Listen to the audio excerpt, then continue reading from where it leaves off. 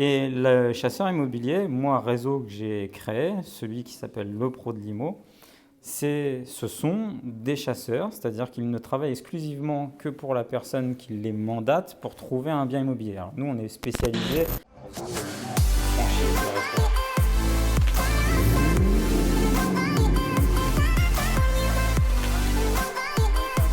Plus de 2200 mètres carrés.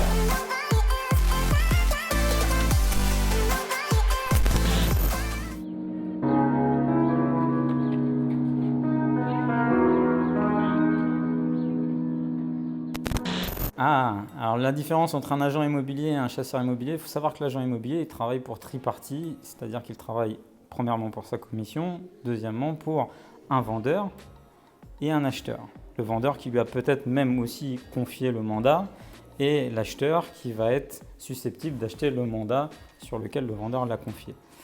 Et le chasseur immobilier, moi, réseau que j'ai créé, celui qui s'appelle Le Pro de l'Immo, ce sont des chasseurs, c'est-à-dire qu'ils ne travaillent exclusivement que pour la personne qui les mandate pour trouver un bien immobilier. Alors, nous, on est spécialisé en investissement locatif, c'est-à-dire que ce sont des investisseurs qui font appel à nos chasseurs qui cherchent des biens avec des rentabilités dont les investisseurs leur ont dit nous on veut du 7, du 8, du 10, du 12%, peu importe. Et puis ils cherchent de l'immeuble de rapport, de l'appartement qui va pouvoir bien se louer.